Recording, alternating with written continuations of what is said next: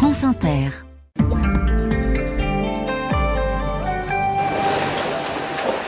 Et d'abord, nous sommes au Brésil avec un renoncement pour la bonne cause. Oui, celui de deux hommes, Evaldo Becker et Pedro Tustenhagen. Ils vivent à Porto Alegre, la capitale de l'état du Rio Grande do Sul, touchée par de grosses inondations qui ont fait 150 morts et provoqué l'évacuation de plus de 600 000 personnes depuis 10 jours. Ces deux hommes, ils sont rameurs de haut niveau. Ils pratiquent l'aviron depuis 2 semaines. Ils aident les services de secours, alors que jusque-là, ils s'entraînaient pour participer aux Jeux Olympiques de Paris.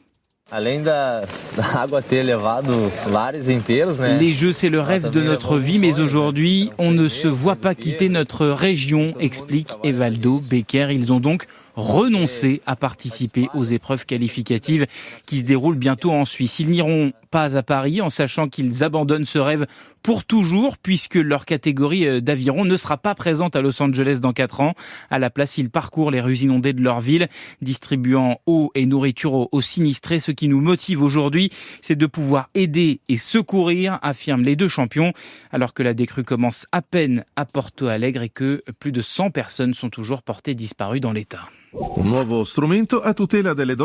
nous voici en Italie où les autorités proposent des montres connectées à des femmes victimes de violences et particulièrement en danger. Le projet baptisé Mobile Angel est mené par le parquet de Rome et les carabinieri de la capitale italienne.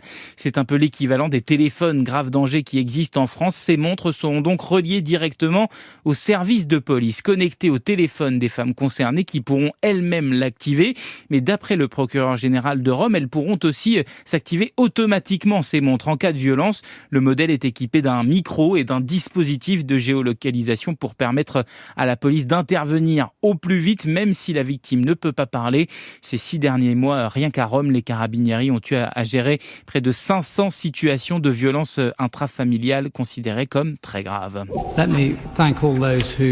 Et puis nous sommes au Royaume-Uni qui devance l'Union européenne. Oui, en votant définitivement hier pour interdire l'exportation d'animaux d'élevage vivants. La Chambre des Lords a adopté cette loi sur le bien-être animal réclamée depuis des décennies par beaucoup d'ONG et d'associations. Elle interdit en fait de transporter des animaux en dehors des frontières de Grande-Bretagne alors qu'ils sont destinés à l'abattage, mettant fin à d'énormes souffrances. Les bêtes sont entassées dans des bateaux puis des camions, parfois sur des milliers de kilomètres pendant plusieurs semaines.